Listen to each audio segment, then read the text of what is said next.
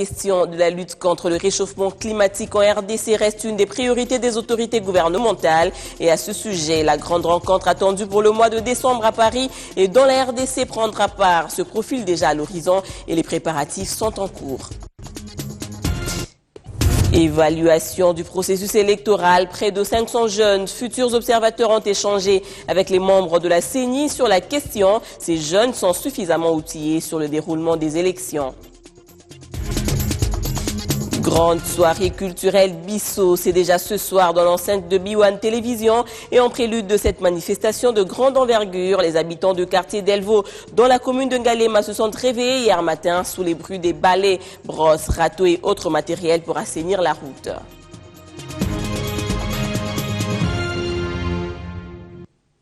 Discours, défilés de mode, humour, chants, danse et autres divertissements seront au rendez-vous à la grande soirée culturelle Bisso qu'organise l'ambassadeur Jean-Pierre Moutamba. Question de réveiller la conscience des compatriotes congolais à se prendre en charge. Et à cet effet, hier, la grande équipe Bisso se trouvait déjà aux premières heures du matin au quartier d'Elvo pour assainir la route et elle était très vite rejointe par quelques habitants du coin qui n'ont pas hésité de faire de même. En véritable chaîne politique, journalistes, animateurs, musiciens et autres ont balayé, ramassé les ordures qui se trouvaient jusqu'ici dans les artères du quartier d'Elvo. Ce geste s'inscrit dans les cadres des préparatifs de la campagne Bisso.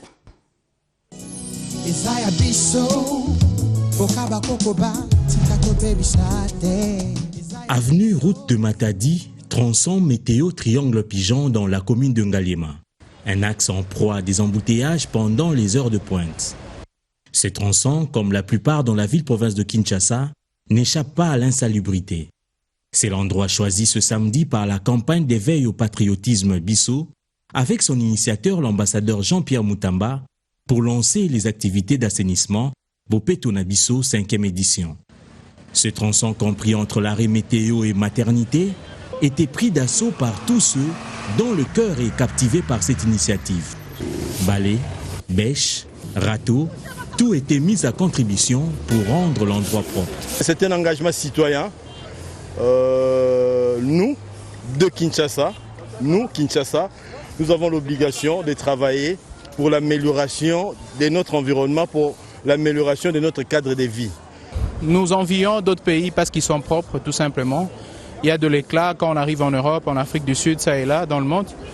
Mais je crois que nous pouvons le faire. Nous pouvons faire mieux et même plus en assainissant notre milieu de vie, en la rendant de plus en plus beau par des activités comme ça. L'état de Tinjil, Toyoki Kaba, sport télé, na télé, Toyoki no Totika pe boete, c'est-à-dire Bisope, Tosaka partisan à Congo, c'est-à-dire tellement, Tomoni initiative Vanessa Kitoko, Toye, Poto Chama Boko na Biso, na salon monene o et Bengami la campagne ya Biso. C'était une idée géniale, et surtout que j'avais suivi l'autre édition, je n'étais pas là, moi j'ai dit non, pour le Congo, je dois être là pour faire le travail avec lui. L'appui de l'autorité provinciale avec des camions balais, des camions bennes et des souffleurs était d'une grande importance. Voici le résultat après une demi-journée de travail. L'expansion de cette initiative sur toute l'étendue de la capitale est fort souhaitée. Il faut de telles initiatives qui peuvent permettre aux Congolais de comprendre que l'assainissement ne concerne pas seulement l'État. Nous devons commencer nous-mêmes et comme ça l'État va emboîter les pas. Il faut que les Congolais ne pensent pas que Bisso c'est seulement B1 ou c'est l'ambassadeur Moutamba. Bisso c'est moi, c'est vous et ensemble nous formons Bisso. Parce que Bisso, moi je veux bien dire en lingala ezanga yo ye soki biso nyonso tosangani tozali tosali Bisso mboka na biso ekobonga mboka na biso ekochanger. L'initiateur de la campagne Bisso tient à conscientiser les Congolais à l'amour de sa patrie. Le thème pour cette 5e édition en est une illustration. Biloko na Bisso.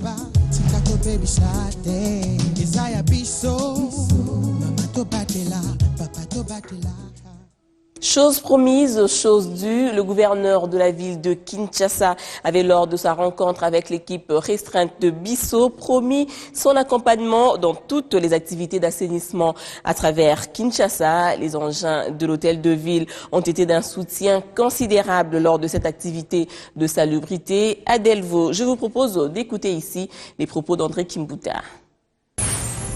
La campagne Bisso étend ses tentacules. C'est ce qui justifie cette rencontre entre le gouverneur de la ville-province de Kinshasa et le comité restreint de Bisso. Ce mouvement fédérateur a trouvé un interlocuteur bien renseigné qui, à son détour, épousait le concept.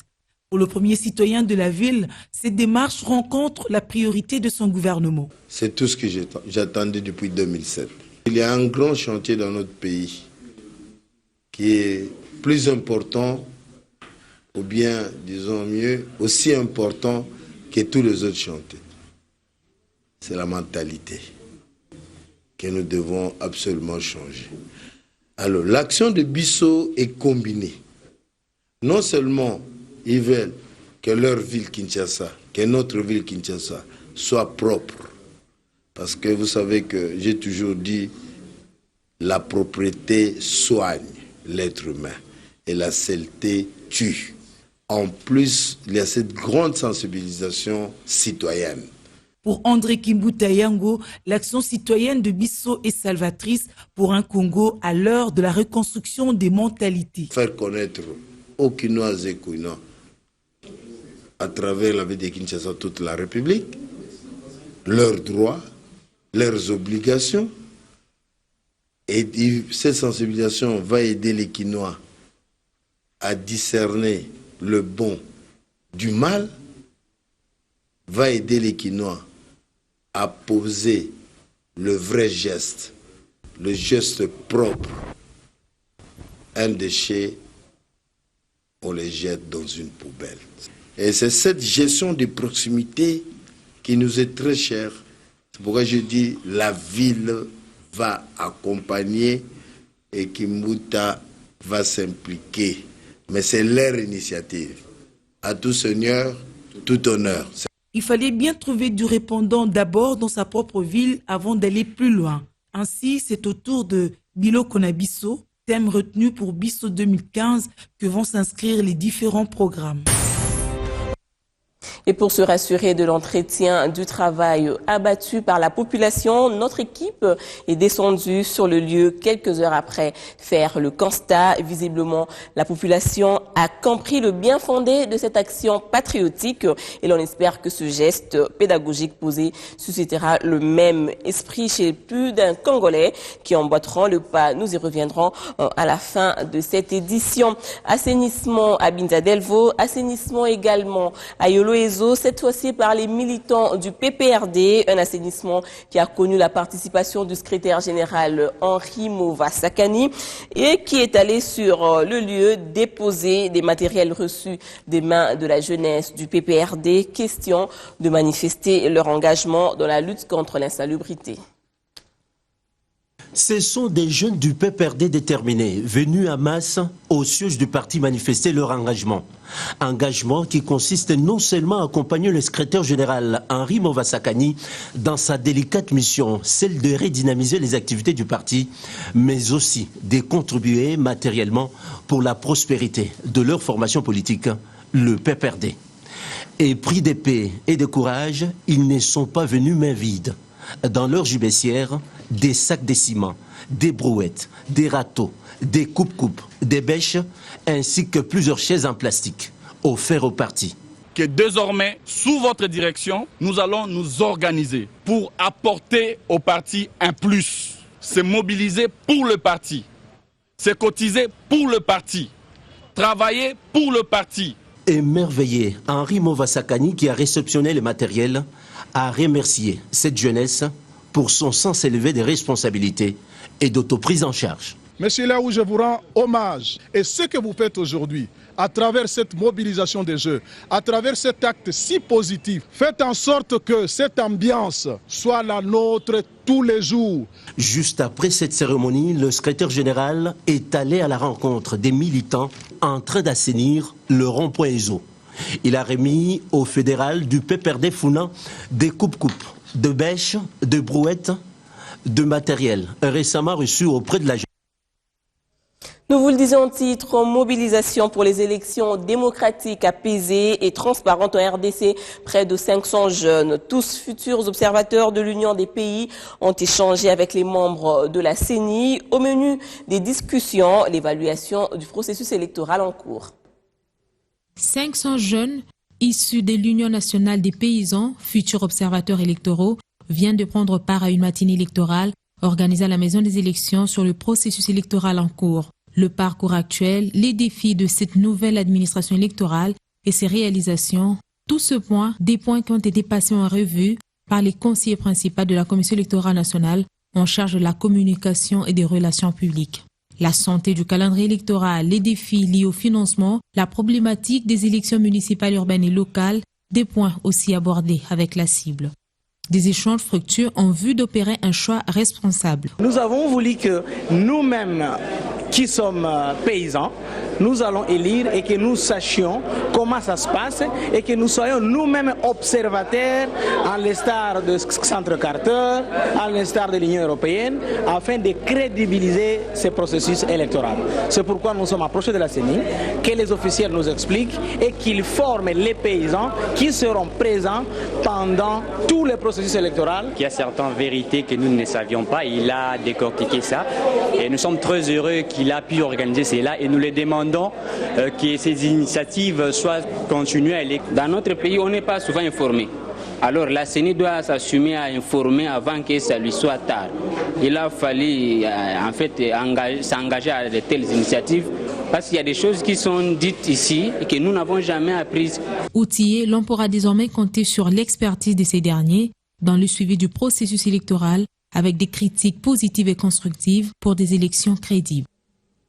La République démocratique du Congo reste très déterminée à mener sa lutte contre le changement climatique et à ce sujet, elle sera partie prenante lors de la rencontre de Paris dénommée COP21 qui se tiendra fin novembre. Début décembre de l'année en cours, ce samedi, le ministère de l'Environnement et Développement durable a échangé avec la presse. C'est un signal fort qui traduit la détermination du gouvernement congolais engagé dans la lutte contre la déréglementation climatique. Deuxième poumon vert, la République démocratique du Congo, autant que d'autres États du monde, n'est pas exclue des conséquences découlant de cette crise climatique. Un danger certes et un défi à relever qui nécessite des mécanismes appropriés. La RDC, qui à travers le ministère de l'Environnement et Développement durable prend une part active aux discussions internationales en la matière, a inauguré ce samedi une série d'échanges avec la presse qui suivra des questions en rapport avec les préparatifs de la COP21 de Paris. Moi je crois, contrairement à ce que vous craignez, qu'il y aura un accord à Paris. Parce que la volonté de tout le monde est que Paris produise un résultat. Parce que nous vivons de plus en plus les menaces du réchauffement climatique. Je crois que si vous regardez même ici chez nous au Congo, à l'époque, quand on grandissait, nous savions que à telle période, c'était la saison sèche, à telle période, c'était la saison des pluies. Vous voyez qu'au fil des années, ça change. Quant à la question des engagements financiers pris par les grands pollueurs en vue d'appuyer les pays en développement, question épineuse qui fait couler encre et salive, les réponses ont été données. Sur les 30 milliards, les 100 milliards, les 30 milliards, c'est à la sortie de Copenhague. Comme il y avait échec, il y avait un plan B qui avait été adopté. En attendant, pour se mettre d'accord, on donne aux pays en développement 30 milliards de dollars pour certaines activités. Et les 30 milliards ne concernent pas seulement la République démocratique du Congo. Les 30 milliards concernent tous les pays en développement du monde entier. Le 100 milliards, c'est les discussions actuellement en cours sur lesquelles nous devons nous prononcer lors de la réunion de Paris. Au niveau national, un comité préparateur sur la question est à pied d'œuvre. Et le gouvernement promet de communiquer à fond, question de mettre tout le monde au même diapason. Ce, à travers un plan de communication piloté par la coordination nationale RAID. La présidente de l'Union panafricaine de la jeunesse a séjourné récemment à New York, aux États-Unis. Dans sa suite, une délégation avec qui elle s'est rendue pour prendre part aux 20 ans d'existence du programme d'action mondiale pour la jeunesse, un programme qui vise à placer les jeunes au cœur des différents plans de développement de leurs pays respectifs. Revivez ici la restitution de ce voyage. Son organisation est connue dans le monde pour sa cause noble, la valorisation de la jeunesse panafricaine. Francine Mouyouma a fait le déplacement de New York, accompagnée de son vice-président, le Nigérien Aliou Oumaro, pour participer à la réunion de haut niveau sur la jeunesse à l'Assemblée générale marquant le 20 ans d'application du programme d'action mondiale pour le jeune. Programme adopté en 1995 par les États membres de l'Organisation des Nations Unies. Du haut de cette tribune, Francine Mouyouma a plaidé pour la participation de jeunes à toutes les instances de prise de décision. Une manière pour ces derniers de contribuer à l'avancement de leurs pays respectifs. Occasion également pour la présidente de cette structure de déplorer les atrocités commises par les groupes terroristes en Afrique, dont sont victimes la plupart de jeunes Africains.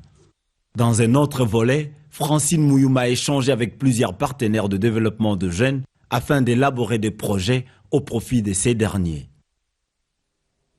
En culture, les bibliothèques congolaises viennent de s'enrichir d'un nouvel ouvrage. Il s'agit du livre intitulé « Stratégie face à la tentation ». Son auteur, l'apôtre Marcelo Jérémy Tounassi, a voulu ainsi fournir à tous ses lecteurs des outils leur permettant de faire face aux diverses sollicitations du diable, les amenant à commettre des actes de nature, à aller à l'encontre de l'ordre divin. Sa présentation a eu lieu en début de week-end au sein même de l'église dont il a à la charge, située dans la commune de Limité.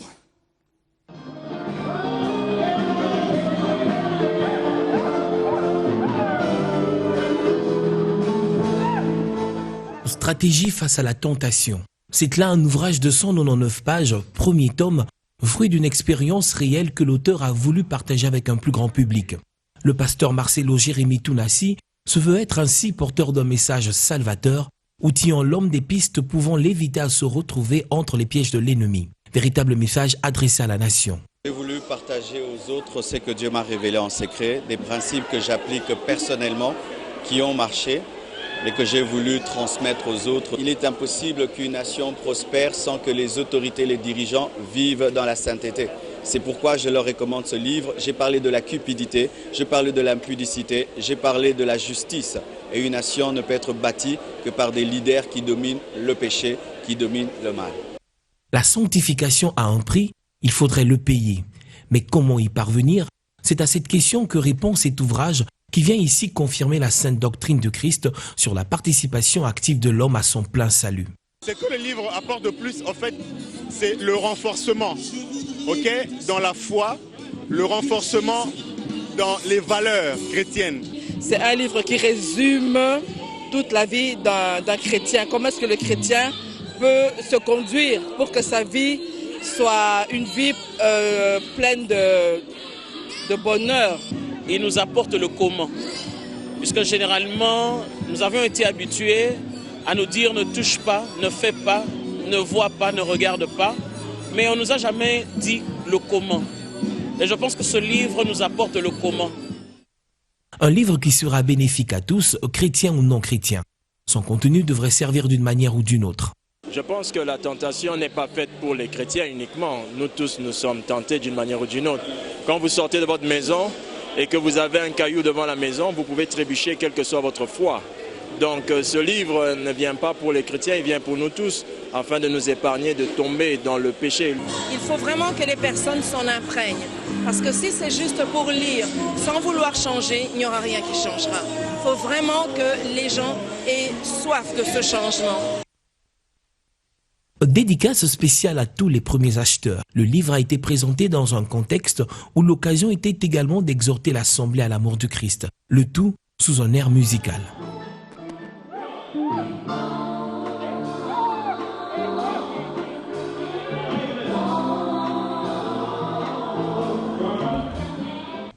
Et Et voilà, c'est la fin de ce journal. Merci de rester branchés sur B1 Télévision. Vivre en direct la retransmission de la soirée culturelle Bissau.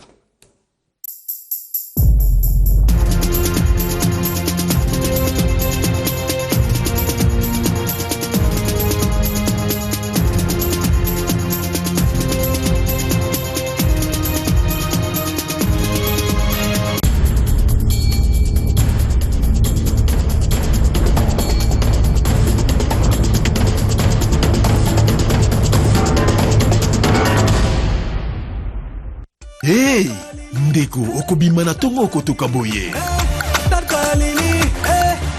Est-ce que obosani eloko te?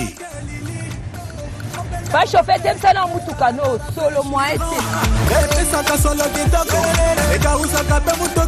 chauffeur solo esili tongo baxation à boxer.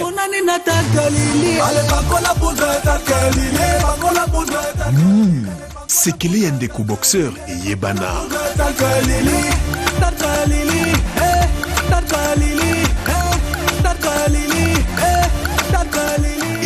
Et poudre talc Lili. Une poudre rafraîchissante de très bonne odeur et qu'au bombayo malili pendant 24 heures sur 24. Peko komisayo différent na bato mususu. Antitranspirant,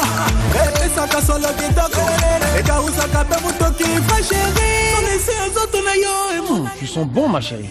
C'est Talc Lili. Talc Lili, une fraîcheur qui dure longtemps.